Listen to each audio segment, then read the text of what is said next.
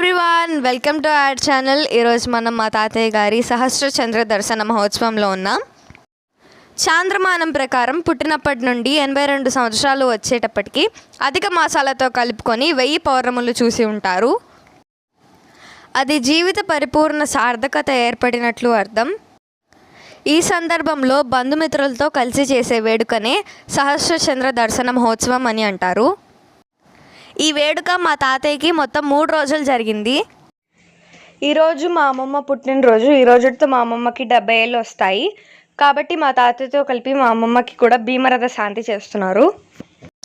మొదటి రోజు ఉదయం నదికి వెళ్ళి స్నానం చేసి అక్కడి నుండి నదీ జలం తీసుకొని వచ్చి కలశ స్థాపన చేసి ఈ 3 రోజులు కలశ పూజ హోమాలు చేసి 3వ రోజు ఉదయం పూర్ణాహుతి చేసి కలశాల్లో ఉండే నీళ్లతో తాతయ్య అమ్మమ్మలకి అభిషేకం చేశారు. తర్వాత అందరం వారి దగ్గర ఆశీర్వాదం తీసుకున్నాం.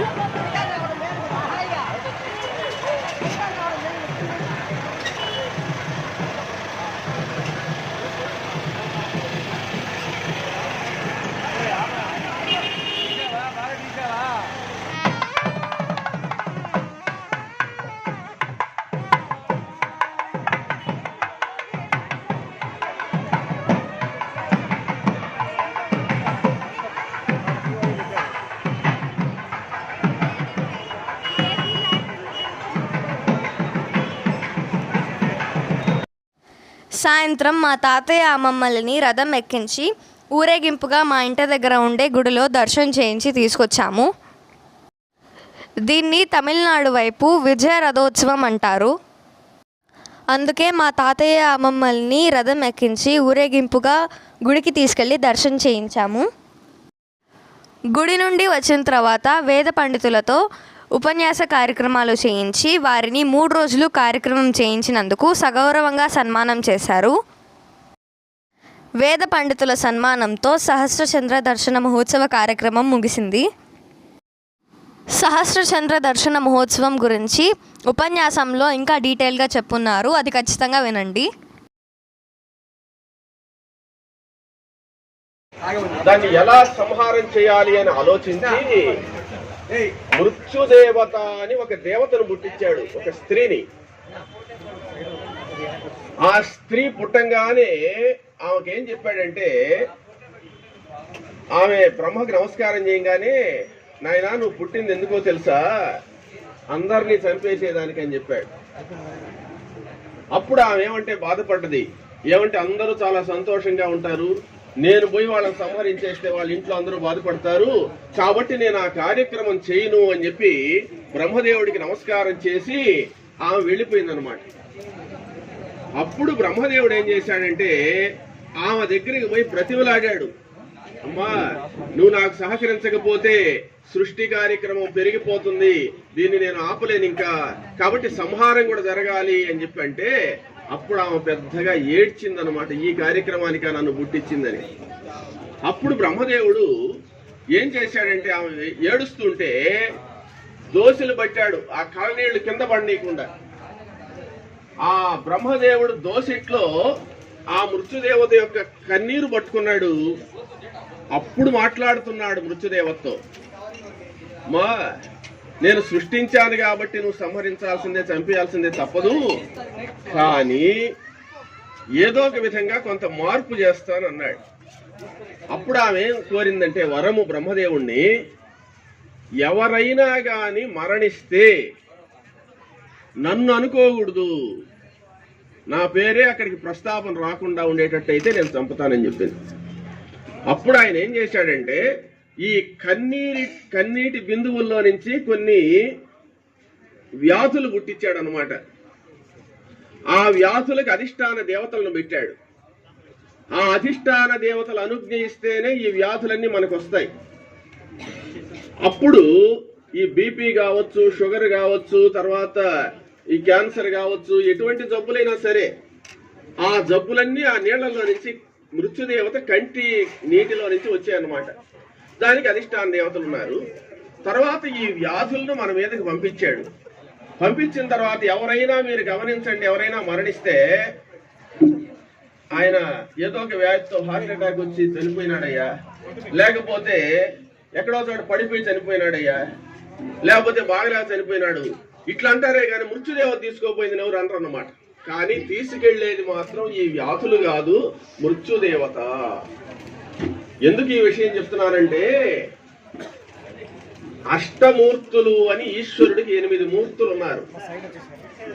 వాళ్ళు ఎవరయ్యా అంటే భవాయ దేవాయ నమః, శర్వాయ దేవాయ నమః, ఈశానాయ దేవాయ నమః, పశుపతేర్దేవాయ నమః, రుద్రాయ దేవాయ నమః, ఉగ్రాయ దేవాయ నమః, భీమాయ దేవాయ నమః, మహతో దేవాయ నమః, మహతే దేవాయ నమః అంటే చెప్పచ్చు.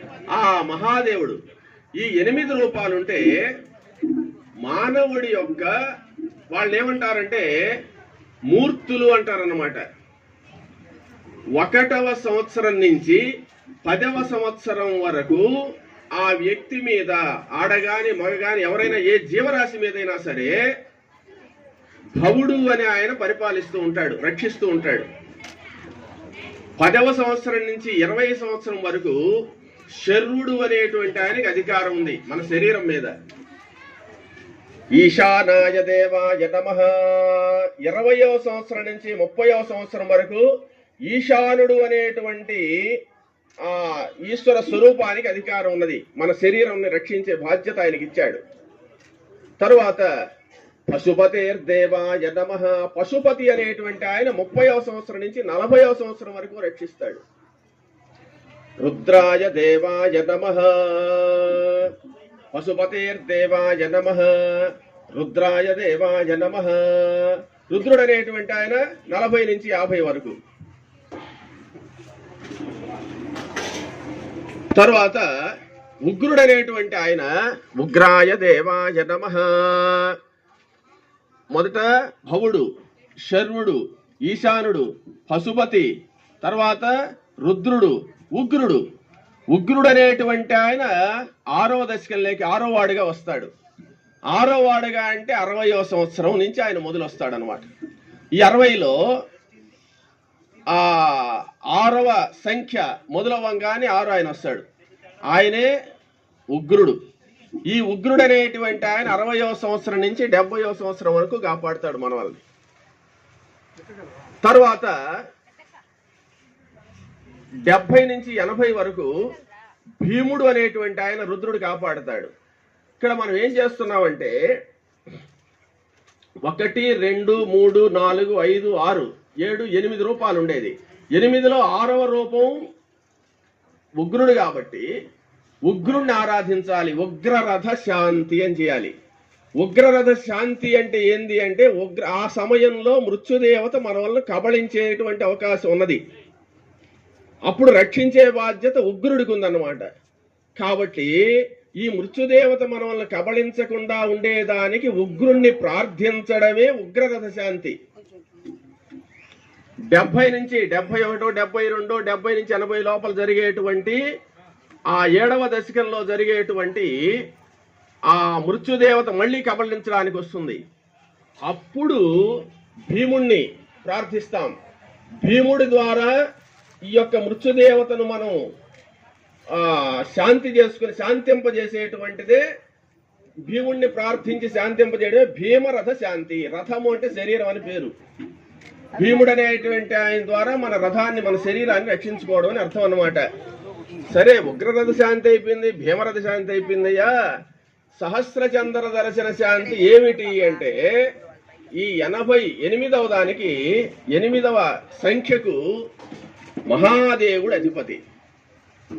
మహాదేవుడు ఏం చేశాడంటే ఈ ఆఖరి 8 మూర్తులే చెప్పాడు. 10 మూర్తులు ఏకాదశి రుద్రుడు వాళ్ళు వేరే. మళ్ళీ ఇక్కడ శరీర సంబంధమైన మూర్తులు వీళ్ళే చెప్పారు. ఇక్కడ ఈ అష్టమూర్తులు అనేటువంటి వాళ్ళు పంచభూతాల్లో ఉంటూ ఉంటారు.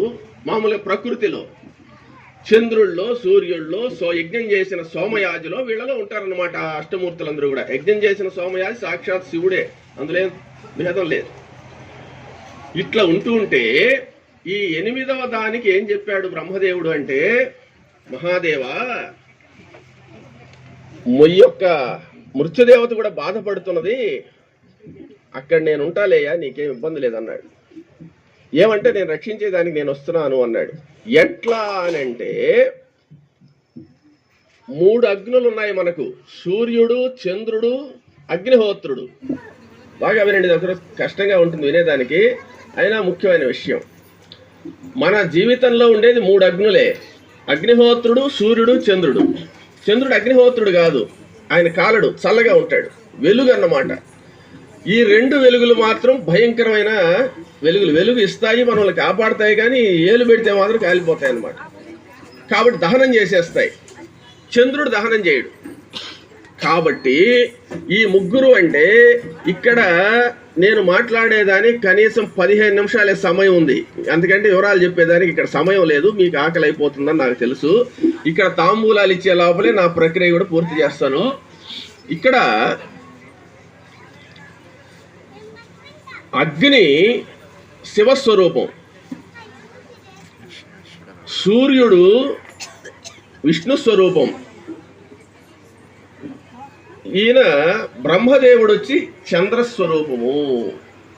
ఎట్లయ్యానంటే బ్రహ్మదేవుడు ఎత్తినటువంటి అవతారం 18 పురాణాలు పరిశోధిస్తే ఒకే ఒక అవతారం ఎత్తాడు ఆయన.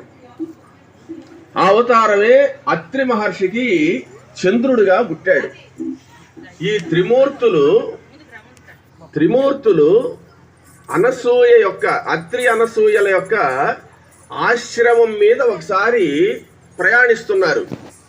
అంటే బ్రహ్మదేవుడి వాహనం హంస, శ్రీ మహావిష్ణువు వాహనం గరుత్మంతుడు, ఈశ్వరుడి వాహనం నందీశ్వరుడు.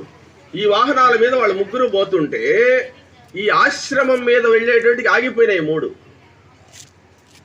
ఏంది మా వాహనాలే ఆగిపోయినాయి, మేమే ప్రయాణం చేయలేకపోతున్నాం ఏంటంటే కింద అత్రి అనసూయలు తపస్సు చేస్తున్నారయ్యా, వాళ్ళ తపశ్శక్తి ప్రభావం వల్ల మీరు ఎక్కడికి పోలేరు అని ఒక అశరీరవాణి వినపడ్డది.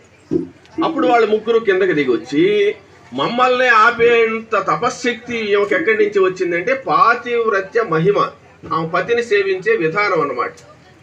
అప్పుడు ఆమెను ఎలాగైనా సరే భంగపరచాలని వీళ్ళు ముగ్గురు వాళ్ళ ఇంటికి భోజనానికి వచ్చారు. వస్తే భోజనం పెట్టమన్నారు. సరే అత్రి మహర్షి అన్ని భార్యతో చెప్తే తయారు చేసింది. చేసిన తర్వాత అన్నం పెట్టబోయేటప్పుడు ఏమడిగారంటే మాకు ఒక నియమం ఉంది, మీరు వడ్డించేటప్పుడు వస్త్రాలు లేకుండా వడ్డించాలా అని చెప్పాడు. వీళ్ళు ముగ్గురు అడిగారు. అప్పుడు ఈ అత్రి మహర్షి ఏం చెప్తాడు, అనసూయని వస్త్రాలు లేకుండా వడ్డించమంటే ఎవరు ఒప్పుకోరు కదా. అప్పుడు అనసూయ నేను వడ్డిస్తాలేయా అని చెప్పింది. అది ఎంత పని అన్న. వెంటనే లోపలికి పోయి దేవుడి దగ్గర ఉండేటువంటి అక్షంతలు తీసుకువచ్చి ఆ ముగ్గురు మీద చల్లింది. వాళ్ళు చిన్న బిడ్డలు అయిపోయినారు, పసికందులు అయిపోయినారు. అప్పుడు ఆమె ఏమంటే వాళ్లను తీసుకునే తోటల్లో పెట్టి ఊస్తున్నది అనమాట, ఉయ్యాల. పసిబిడ్డలు అయిపోయినారు, ఈమె తల్లి అయిపోయింది. అప్పుడు ఆమె పాతివ్రత్యాన్ని చూసి వాళ్ళు ముగ్గురు భార్యలు వచ్చారు, బ్రహ్మ విష్ణు మహేశ్వరుల భార్యలు వచ్చి అమ్మా మా బిడ్డలు నెట్టు చేసేసావు మా భర్తలు అంటే దాన్ని ఏముందని మళ్ళీ అక్షంతలు అభిమంత్రించలితే మళ్ళీ మామూలు వాళ్ళు అయిపోయినారు. అంత శక్తి ఉన్నది కాబట్టి వాళ్ళు ముగ్గురు ఏమన్నారంటే మీకేం కోరిక కావాలని అడిగారు బ్రహ్మ విష్ణు మహేశ్వరులు వాళ్ళు. అప్పుడు అత్రి మహర్షి అనసూయ మాకు మీరు సంతానంగా పుట్టాలా అని చెప్పి అడిగితే బ్రహ్మ విష్ణు మహేశ్వరులు కూడా మీకు సంతానంగా పుట్టాలని మాకు కూడా కోరిక ఉందని చెప్పి వాళ్ళు ముగ్గురు అత్రి అనసూయలకు బిడ్డలుగా పుట్టారు. ఆ దత్తాత్రేయుడు విష్ణు అంశతో, దుర్వాస మహర్షి ఈశ్వరాంశతో బ్రహ్మదేవుడు చంద్రుడుగా పుట్టాడు. ఈ చంద్రుడిగా పుట్టిన తర్వాత ఇప్పుడు మన చంద్రుడితోనే పని అన్నమాట. ఇక్కడ కార్యక్రమం 3 రోజులు జరిగింది. ఇక్కడుండే విశేషం సమయాభావం వల్ల కట్ చేసి చెప్తున్నాను. సోమవారం ప్రారంభించాము. ఇక్కడ విశేషం ఏంటంటే చంద్ర దర్శన మహోత్సవాన్ని సోమవారం ప్రారంభించడం ఒక విశేషం అయితే సౌమ్యవారం పూర్తి చేయడం కూడా ఇంకొక విశేషం అన్నమాట. ఈ సౌమ్యవారం అంటే బుధవారం, సోముడి కొడుకే బుధుడు, అందువల్ల ఆ పేరు వచ్చిందనమాట. ఇక్కడ పూర్తి చేయడం. ఇంకొకటి ఏంటంటే మనం రథయాత్ర చేసి అక్కడికి వెళ్ళి ఈశ్వరుని మొదట చూసాం, రెండవసారి రాముల వారిని చూసాం. రామచంద్రమూర్తి దర్శనంతో యాత్ర పూర్తి అయిపోయింది అనమాట. ఇక్కడికి వచ్చిన తర్వాత చంద్రుడు ప్రత్యక్షమైనాడు. కాబట్టి చంద్రుడు ఎవరు అని మిమ్మల్ని ప్రశ్నిస్తున్నా ఇప్పుడు. అవును చూశాను. చంద్రుణ్ణి ఆఖరిలో మనం రథం మీద నుంచి రథం దిగబోయేటప్పుడు కూడా చంద్రుడు మనకు కనపడ్డాడు, దర్శనం ఇచ్చాడు. ఆ చంద్రుడు ఎవరు? బ్రహ్మదేవుడే కదా. కాబట్టి మనం ఇక్కడ కలశ స్థాపన చేసినప్పుడు ఇంకే దేవుళ్ళను పెట్టలేదు. అక్కడ కలశాలు ఏదో పెట్టేశాము, అన్నీ పెట్టి పూజ చేసాం. ఏం కలశాలో ఏందో ఏం పూజలు చేశారు ఎవరికి తెలియదు. కాబట్టి అక్కడ నా మధ్యలో ఒక కలశము, 4 వైపులా 4 కలశాలు పెట్టినవన్నీ కూడా బ్రహ్మదేవుడివే. పేర్లు మార్చాం. అంటే బ్రహ్మణే నమః, పరమేష్ఠే నమః, హిరణ్య గర్భాయ నమః, ఇట్లా పేర్లు అన్ని బ్రహ్మదేవుడు. పంచబ్రహ్మలు. బ్రహ్మకు 5 ముఖాలు. కానీ అక్కడ 5 ముఖాలు ఉండేటువంటి బ్రహ్మని కాదు, అక్కడ 5 ముఖాలు ఉండే వాళ్ళైనా 5గురు అన్నమాట. 5గురు ఎట్లయ్యా 5గురు అని అంటే, బ్రహ్మలు మీరు బాగా గమనించండి, బ్రహ్మ అనేటువంటిది పదవి పేరు కానీ వ్యక్తి పేరు కాదు. బ్రహ్మలు కూడా మారుతూ ఉంటారు. ఇప్పుడు ప్రధానమంత్రి అన్నారు, ప్రధానమంత్రి ఎవరైనా కావచ్చు. ప్రధానమంత్రుల్లో వ్యక్తులు మారుతుంటారు కానీ పదవి పేరు మారదు. అట్లా బ్రహ్మలు 5 మంది మారిపోయి ఉన్నారు ఇప్పటికి. రాబోయేటువంటి నవబ్రహ్మ అంటే ఈ యొక్క కార్యక్రమం సృష్టించినప్పటికీ 5 మంది మారున్నారు. ఇక్కడ రాబోయేటువంటి బ్రహ్మ, భావి బ్రహ్మ ఆంజనేయ స్వామి అవుతాడు అనమాట. ఆంజనేయ స్వామి కూడా బ్రహ్మ పదవిలోకి పోతాడు. ఇంకా బలిచక్రవర్తి ఇంద్ర పదవిలోకి పోబోతున్నాడు. ఇంద్రం వో విశ్వతస్వరి హవామహే జనేభ్యః అస్మాకమస్తు కేవల అంటే ఇంద్రుడి యొక్క పదవి పేరు అది, ఇంద్రుడి పేరు కాదు. మనం ఇప్పుడు ప్రస్తుతం మనకుండే ఇంద్రుడి పేరు పురంధరుడు. ఈసారి రాబోయే ఇంద్రుడి పేరు బలిచక్రవర్తి, బలి. ఒకప్పుడు నహుషుడు ఉన్నాడు. అట్లా ఈ 5గురు కూడా పదవులు చేసినటువంటి వాళ్ళు. ఈ బ్రహ్మలు ఎంతమంది జరిగిపోయినారో అంతమందిని ఆవాహన చేయాలి అక్కడ. మన తర్వాత కొన్ని సంవత్సరాలు, కొన్ని వేల సంవత్సరాల తర్వాత ఇంకో బ్రహ్మను కూడా పెడతారు. ఆరో ఆయన కూడా పెట్టచ్చు, ఆశ్చర్యపోవాల్సిన అవసరం లేదు. కాబట్టి ఎంతమంది బ్రహ్మ పదవులు చేశారో వాళ్ళందరూ కూడా ఈ చంద్రస్వరూపులే. చంద్రుడిగా పుట్టి అవతరించాడు. కాబట్టి ఆ 5గురు బ్రహ్మలను పెట్టి మన పంచ ప్రాణాలు ఆ బ్రహ్మదేవుడే. కాబట్టి బ్రహ్మ ఆయుష్కర్త, ఆరోగ్యాన్ని ఇచ్చేవాడు, ఆయుష్ని ఇచ్చేవాడు. ఈ 8వ దశకంలో మృత్యుదేవత వచ్చేదానికే లేదు ఇక్కడ. ఏమంటే ఇక్కడ బ్రహ్మ తీసుకున్నాడు పాత్రని. ఈశ్వరుడు మహాదేవుడు. మహాదేవుడైతే మహాదేవుడి దగ్గర ఉండేటువంటి యొక్క గుణం ఏందయ్యా అంటే అక్కడ ఉగ్రరూపం, ఇక్కడ భీమరూపం. మహాదేవుడు శాంతస్వరూపం అన్నమాట. శాంతం పద్మాసనస్థం శశిధర మకుటం పంచవక్త్రం త్రినేత్రం శూలం వజ్రం చ ఖడ్గం పరశుమభయదం దక్షభాగే వహంతం నాగం పాశం చ ఘంటాం ప్రళయహుతవహం సాంకుశం వామభాగే నానాలంకారయుక్తం స్ఫటికమణినిభం పార్వతీశన్నమామి పార్వతీశన్నమామి. అక్కడికి వచ్చేటోటికి 80 సంవత్సరాలు దాటేటోటికి 1000 చంద్ర దర్శనాలు పూర్తయి ఉంటాయి. మనకు 82, 83కి వచ్చేటికి ఇంకా కూడా దాటిపోయి ఉంటాయి. అంటే అధిక మాసాలతో కూడా లెక్కేసుకుంటే. కాబట్టి మనం 82వ సంవత్సరంలో 83వ సంవత్సరంలో ఇవి చేసుకుంటున్నాం. కాబట్టి ఆ 8 సంఖ్య రాగానే ఇక్కడ ఈయనకి ఇంకా మృత్యుదోషం లేదు. శాంతులు కాదు అక్కడ చేయాల్సిందయ్యా. బ్రహ్మదేవుడి స్వరూపమైనటువంటి ఆ చంద్రుణ్ణి ఎప్పుడైతే మనం 1000 సార్లు పూర్తి చేశామో మృత్యుదేవత కూడా ఆయన తాకనని చెప్పింది. ఏమంటే ఆమెను పుట్టించిందే బ్రహ్మదేవుడు. బ్రహ్మదేవుడిని 1000 సార్లు చూసిన ఆయన్ని ఎట్ట చంపుతుందా? ఆమె చంపలేదు కదా. కాబట్టి నేను అక్కడికి చంపను అని చెప్పిన తర్వాత అప్పుడు ఏంటంటే ఆ గండాలన్నీ గడుచుకుంటూ చంద్రదర్శన మహోత్సవం దగ్గరికి వచ్చేటోటికి పరమానంద భరితుడైపోయి మహాభారతంలో అనుశాసనిక పర్వంలో ఒక వాక్యం చెప్పబడి ఉంది. ఎవరైతే 1000 చంద్రదర్శనము అంటే పౌర్ణమి రోజు చంద్రుడు అన్నమాట. 1000 పౌర్ణములు ఎవరైతే చంద్ర దర్శనం చేసుకుంటారో వాళ్లకు బ్రహ్మలోక ప్రాప్తి. 60,000 సంవత్సరాలు స్వర్గలోకంలో ఉండి తర్వాత బ్రహ్మలోకం వెళతారట వాళ్ళు. వాళ్ళకి ఇంకా నరకాలు గిరకాలు అవి చూసే సమస్య లేదంటే ఇక్కడి నుంచి వాళ్లకు బ్రహ్మత్వ సిద్ధి అనేటువంటి వరం ఎవరిచ్చారంటే బ్రహ్మదేవుడు. బ్రహ్మను గురించి తపస్సు చేస్తే వాళ్ళు బ్రహ్మర్షులు అవుతారు కదా. ఇక్కడ బ్రహ్మను గురించి దర్శనం చేసుకుంటే చాలు అన్నాడు. అంటే చంద్ర దర్శనమే, ఆయన పూజ చేయాల్సిన అవసరం లే. సూర్యుడికి నమస్కారము, చంద్రుని దర్శనము. అయితే చంద్ర దర్శనానికి ఒక ప్రత్యేకత ఉంది. దర్శనమే అని చెప్పాడు. ఎందుకంటే సకల సుఖాలు ఆయన దర్శనం వల్లే ఇస్తాడట. అందుకనే రాములు వారిని వర్ణించేటప్పుడు సోమవత్ ప్రియదర్శన అని చెప్పాడు. సోముడి వలె ప్రియమైన దర్శనము ఇచ్చేటువంటి వాడు అని. అంటే సోముడు ప్రియమైన దర్శనం ఇస్తాడనే కదా అర్థం. మనం దేవాలయాలకు పోయినా ఎక్కడికి పోయినా దర్శనం చేసుకోవాలంట. ఆ దర్శనాన్ని, చంద్రబింబాన్ని మనం బాగా మీరు గమనించండి. ఒక్క విషయం ఈ రోజు నుంచి ఏదన్నా ప్రయత్నం చేయగలిస్తే చేయండి. సూర్య నమస్కారం చేస్తారు కానీ చంద్ర నమస్కారం ఎవరు చేయరు, మర్చిపోతారనమాట. మన తల్లి చూపించినటువంటి దేవుడు చంద్రుడు, తండ్రి చూపించినటువంటి ఆ దేవత సూర్యుడు, తర్వాత మన గురువు గారు అంటే మనకు విద్య నేర్పించేటువంటి వాళ్ళు చెప్పినటువంటి ఈయన అగ్నిహోత్రుడు అనమాట. కాబట్టి అగ్నిహోత్రుణ్ణి ఆరాధించాలి. అగ్నిహోత్రుణ్ణి ఎలా ఆరాధించాలి అంటే హోమం చేసి ఏదో ఒక ఆద్యమో సమితో వేస్తేనే అక్కడ అగ్నిహోత్రుడు ఉంటాడు, లేకపోతే ఉండడు. మేము అగ్నిహోత్ర ఆరాధన చేయడం లేదు స్వామి, మాకు నిత్యాగ్నిహోత్రం లేదంటే అట్లా కాదు. ప్రతి ఒక్కరూ, స్త్రీలు కానీ పురుషులు కానీ, ఇంట్లో ప్రతిదీ దీపారాధన చేయకుండా అసలు కార్యక్రమమే చేయరు కదా. అందుకనే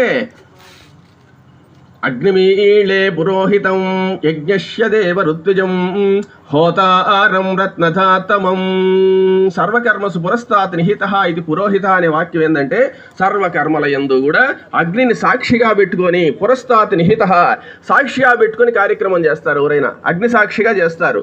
మనం ఇంట్లో దేవుడి పటాలకు పూజ చేసినా కానీ దీపారాధన చేస్తాం, అదే అగ్ని ఆరాధన. సూర్య నమస్కారం చెయ్యాలి, తర్వాత చంద్ర దర్శనం చెయ్యాలి.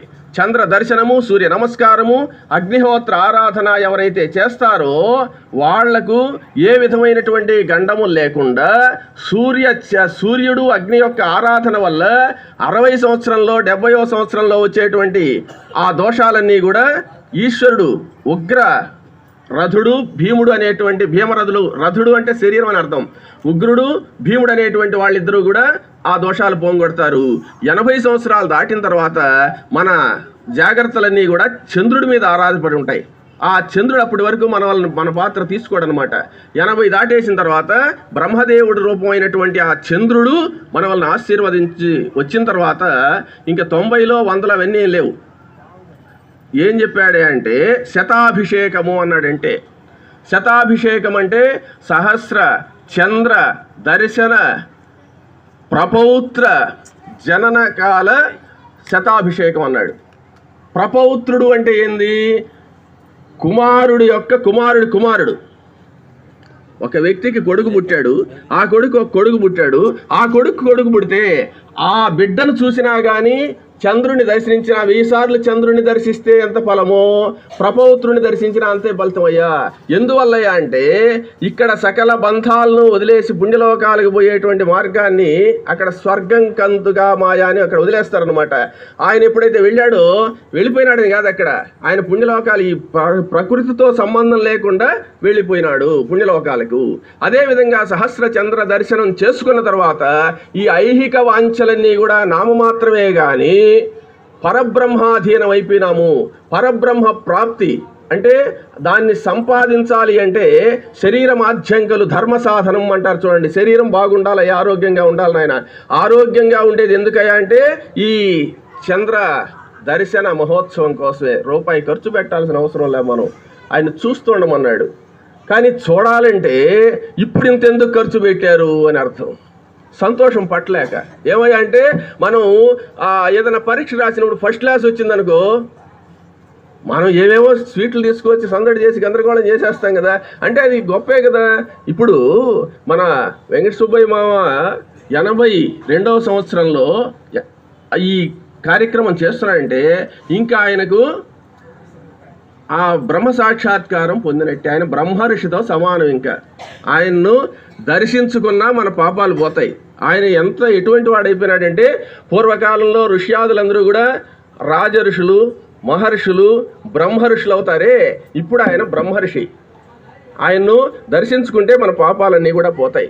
అది బ్రహ్మదేవుడి యొక్క ఆశీర్వచనము.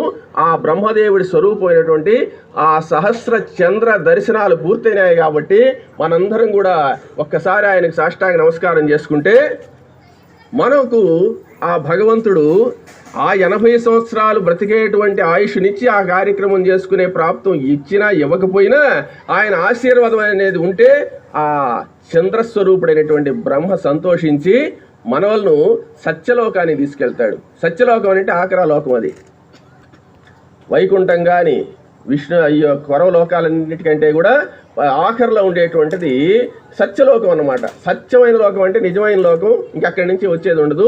బ్రహ్మానందం అంటారు చూసా, బ్రహ్మ యొక్క ఆనందం అంటే పరబ్రహ్మను దర్శించినటువంటి ఆనందం. ఇంకా ఆయనకు అటువంటివన్నీ కూడా దర్శనాలు ఇవ్వడం, ఆ యొక్క భగవంతుడితో అవినాభావ సంబంధం ఏర్పడడం అనేటువంటిది ఏర్పడుతుంది. అది ఆయన యొక్క చరిత్ర. హైమావతి పిన్నమ్మ విషయం ఏంటంటే భీముణ్ణి దాటిందన్నమాట ఆమె. ఏమంటే భీమరథ శాంతి పూర్తయింది. ఆమె ఆ బ్రహ్మదేవుడి యొక్క కనెక్షన్ ఉండాల్సినటువంటి అవసరం ఉంది. మాకు మాత్రం ఆ చంద్రుడి యొక్క అవకాశం వచ్చింది. అందుకనే మనం భీమరథ శాంతి కోసం వేరే కలశాలు పెట్టాం. అక్కడ ఎవరిని ఆరాధించాము అంటే భీమరథుణ్ణి, ఇంకా మృత్యుదేవతలను అందరినీ కూడా ఆవాహన చేసి చేశామన్నమాట. కాబట్టి రథంలో చంద్రరథము అంటారు దాన్ని. బంగారు నిత్యంలో ఎక్కి ఆ భగవంతుడు, ఆ పరబ్రహ్మ చంద్రస్వరూపుడైన చంద్రుడేననుకోండి, చంద్రుడైనా బ్రహ్మ అయినా ఒకటే, అందులో సందేహం లేదు. ఆ బ్రహ్మదేవుడు ఆయన్ను బంగారు రథంలో బంగారు నిచ్చెన ద్వారా, అంటే పైకి ఎక్కాలంటే నిచ్చెన కావాలి, విమానంలోకి ఎక్కినట్టు ఎక్కాలి కదా. ఇప్పుడు కూడా బెంచీలు వేసి ఎక్కాము. అక్కడ ఆ బంగారు నిచ్చెన మీద పైకెక్కించుకొని ఆయన చేయబట్టుకొని గౌరవంగా బంగారు రథంలో కూర్చోబెట్టుకొని ముందు స్వర్గలోకానికి తీసుకెళ్ళి స్వర్గంలో దేవేంద్రుడి యొక్క సౌకర్యాలన్నీ కూడా చూపించి, అయ్యా నువ్వు ఎంతకాలం ఇక్కడ ఉండాలన్నా హాయిగా ఉండొచ్చు, ఎంతవరకు సమయం ఉందంటే 60,000 సంవత్సరాలు ఇక్కడ ఉండొచ్చు, దివ్య సంవత్సరాలు, తర్వాత సత్యలోకానికి రావాలి అని చెప్పిపోతారు. లేదయ్యా నేను సత్యలోకానికే వచ్చేస్తానంటే తీసుకెళ్తా, ఆయన ఇష్టం అన్నమాట. అట్లా బ్రహ్మదేవుడు అంత గౌరవాన్నిచ్చేటువంటి స్థానాన్ని పొందినటువంటి వ్యక్తి మన యొక్క మాచవోలు వెంకట సుబ్బయ్య శర్మ గారు. ఆ మాట చెప్పేదానికి కూడా నాకు అర్హత లేదు, మా మామగారు అని చెప్పాలి. అందువల్ల ఇక ఆయన్ని మనం ఎట్లా చూడాలంటే దేవుడితో సమానంగా చూడాలి. దేవుడే అంత ఆ దైవత్వాన్ని పొందినటువంటి ఇంత వయస్సులో ఇంత కార్యక్రమాలంటే, ఇంకొకటి ఏంటంటే ఏదో జరిగిపోయిందిలే 80 ఏళ్ళు హ్యాపీగా వచ్చేసి 82 అని చెప్పి కాదు. ఇంకొక విషయం, 82 సంవత్సరాలు దాటిన తర్వాత సహస్ర చంద్ర దర్శనమైన వాడికి, వాడు బ్రహ్మత్యాది దోషాలు చేసున్నా, ఎటువంటి పాపాత్ముడైనా, ఎటువంటి నీచుడైనా పాపాలేం చేయవు, బ్రహ్మ ప్రాప్తే అని చెప్పేశాడు. అయితే ఇక్కడ మనం ఏమనుకుంటామంటే ఇవన్నీ ఇటువంటి నీచాతి నీచుడు, ఈయనకేంద్ర సహస్ర చంద్ర దర్శనం అనుకుంటాం అనమాట. కానీ అట్లా కాకుండా అటువంటి వాళ్ళకు కూడా బ్రహ్మదేవుడు అనుమతి ఇచ్చాడు. అంటే దాన్ని ఏమంటారంటే ప్రమోషన్ ఇచ్చేసినట్టు అనమాట. ఇంక దానికి తిరుగులేదు. అటు బ్రహ్మదేవుడు దాన్ని చేశాడు. బ్రహ్మదేవుడు మహాదేవుడు కలిసి చేశారనమాట ఆ పని. తర్వాత అక్కడ చెప్పినటువంటి ఆప్షన్ ఏంటంటే చంద్రుడిని చూడాలి, పౌర్ణములు 1000 పూర్తి చేయాలి అని చెప్పి లెక్క అనమాట. ఇక్కడ ఇప్పుడు మనకు తెలిసినటువంటి బ్రాహ్మణులలో పూర్వజన్మ సుకృతం కావచ్చు, తాతల తండ్రుల యొక్క అనుగ్రహం కావచ్చు, ఏదైనా కావచ్చు, పరమ నిష్ఠాగరిష్ఠుడుగా ఉండేటువంటి వాడే మన యొక్క వెంకట సుబ్బయ్య. ఆ విషయం మీకు అందరికీ తెలిసినటువంటి విషయం, నేను చెప్పాల్సిన అవసరం లేదు. ఆయన ఎక్కడా భోజనం చేయడు. విశేషం ఏం తెలుసా, ఒక మాట చెప్పాడు. కార్యక్రమం ప్రారంభించిన రోజే నన్ను ఒక పర్మిషన్ అడిగాడు. నన్ను అడగాల్సిన అవసరం లేదు, బ్రహ్మస్థానంలో ఉంటాం కాబట్టి అడిగాడు అనమాట. నాయనా నేను ఈరోజు భోజనం చేయను, మధ్యాహ్నం అందరూ కూడా భోజనం చేస్తారు, నన్ను బలవంత పెట్టద్దు, నేను అందరూ భోజనం చేసిన తర్వాత సాయంత్రం కార్యక్రమం అంతా అయిన తర్వాత భోజనం చేస్తానే కానీ ఈ లోపల నన్ను తొందర పెట్టద్దు, ఇబ్బంది పెట్టద్దు అని అడిగాడు. అయ్యా నీకు ఆరోగ్యం బాగలేదు కదా, నువ్వు తినకపోతే ఎట్లా, నువ్వు బాగలేనివాడు అంటే నాకు అప్పుడు అనిపించింది, అట్టే మావన్న నీకు బాగా లేకుండా అయ్యింది. నువ్వు పరబ్రహ్మలో ఆయన యొక్క పరబ్రహ్మ ఆ చతుర్ముఖ బ్రహ్మ యొక్క అనుగ్రహం పొందిన తర్వాత నీకు ఆకలి దప్పుకులు ఎందుకు ఉంటాయి? ఈ ఐహికమైనటువంటి వీటితో నీకు సంబంధం లేదు. కాబట్టి జన్మ సాఫల్యమైందని మనసులో అనుకొని సరే మావన్న. విశేషం ఏంటంటే నేను 10 నిమిషాలు ఆలస్యం చేశాను అనుకో, ఇంకా భోజనాలు కాలేదే పోయి పండుకోవాలని అనుకుంటాం అన్నమాట మనం. ఆయన పొద్దుటి నుంచి భోజనం చేయలేదు, ఆయన ఏదో ఆహారం చేసి, కానీ ఆయన ఓపికగా వింటున్నాడు. ఆ శక్తి ఎట్లొచ్చింది అంటే ఆ చంద్రుడి వల్లే. ఇంకొకటి ఏంటంటే ఆప్యాయ స్వసమేతుతే విశ్వత సోమవృష్ణియం పాపాజస్య సంగతే అని చంద్రమంత్రం చెప్తూ పాలతో అభిషేకం చేస్తారు. చంద్రమంత్రం ఎందుకు చెప్తున్నారు పాలకి అని చెప్తే, ఆ పాలు ఉత్పత్తి అయ్యేదానికి కారకుడు చంద్రుడేనని ఒక చోట చూశా నేను. ఆ మంత్రం కూడా చెప్పమని ఉంది. ఆయన చంద్రప్రీతిగా ఆ పాలు తాగి ఆయన ఈరోజు ఇంత నియమనిష్టాలతో చేయాలంటే ఎవరు చేయరు. ఏమంటే మేము ఉండలేము, మేము నీరసం అయిపోతాం, మేము ఏదో ఒకటి తినాలా. బ్రహ్మే ఉండలేడు, ఇంకొర వాళ్ళ సంగతి ఎందుకు? ఇక్కడ మాట్లాడే బ్రహ్మ ఉన్నాడే, ఈ బ్రహ్మ ఏది తినకపోతే ఉండలేడు, ఏదో ఒకటి తింటుంటాడు అనమాట. కాబట్టి అది ఆయన అనుగ్రహము. అంత పరిస్థితి లేకపోతే ఈ స్థాయిలో ఇంత గొప్ప విషయం జరగదు. ఇంకొక విశేషం ఏంటంటే పిల్లకాయలందరూ కూడా కలిసి, మన బంధువులందరూ కూడా కలిసి అందరూ ఐకమత్యంగా ఉండి ఈ కార్యక్రమాన్ని ఇంత ఘనంగా నిర్వహించడం అనేటువంటిది మన పూర్వజన్మ సుకృతం. ఆయన దర్శనం చేసుకునేటువంటి భాగ్యం మనకు ఉండింది. అందువల్ల ఈ కుటుంబానికి భాస్కర్ కానీ, కృష్ణ కానీ, ఇంకా మిగిలినటువంటి పిల్లలందరూ కూడా సహాయం చేసి, వాళ్లే కాకుండా బంధువులు కానీ, శిష్యులు కానీ, ఇక్కడ ఉండేటువంటి వాళ్ళందరూ కూడా కలిసి ఈ కార్యక్రమానికి సహకరించినందుకు ఇదొక పెద్ద దైవ కార్యం. కాబట్టి ఆ బ్రహ్మదేవుడి యొక్క, ఆ భీమరథుడి యొక్క వాళ్ళ ఆశీస్సులు మనందరికీ కూడా ఉంటాయని చెప్పి, మీ అందరి యొక్క కష్టాలన్నీ కూడా తీరిపోయి ఆ ఈశ్వరుడి యొక్క అనుగ్రహం వల్ల, ఆ చంద్రుని యొక్క అనుగ్రహం వల్ల, బ్రహ్మ యొక్క అనుగ్రహం వల్ల, సకల దేవతల యొక్క అనుగ్రహం వల్ల, సప్త చిరజీవుల యొక్క వాళ్ళని కూడా ఆవాహన చేశాం. వాళ్ళని చెప్పే సమయం లేదు ఇక్కడ. వాళ్ళందరి యొక్క అనుగ్రహంతో ఈ కార్యక్రమానికి సహకరించినటువంటి వాళ్ళందరికీ కూడా ఆయురారోగ్య ఐశ్వర్యాలు భగవంతుడు ప్రసాదిస్తాడు. చల్లగా ఆ చంద్రుడు ఎలా చల్లగా ఉంటాడు, అలాగే ఆ అమృత కిరణాలు మన మీద ప్రసరిస్తూ ఆ చంద్రుడు మనందరికీ కూడా సంతోషాన్ని కలిగిస్తాడని చెప్పి ఆశీర్వదిస్తూ ముగిస్తున్నాను. ఓం అగ్నిరాయుష్మాన్ వనస్పతి విరాజ్మాన్ కరోమి సోమ ఆయుషం సవై విరాజంతే నత్రాయుష్మంతం కరోమి యజ్ఞాయుష్మాంతే నత్రాయుష్మం కరోమి బ్రహ్మాయుష్మత్రాయుషాయుష్మంతం కరోమి దేవా ఆయుష్మంతేస్తే మృతేన ఆయుష్మంతస్తే నత్వాయుషాయుష్మంతం కరోమి. నమో నమో భవతి జాయమానోన్నః కేతురుషసా మేచ్చగ్రే దేవే వితతాత్సన్ ప్రచంద్రమా తిరతి దిఖవాయుః.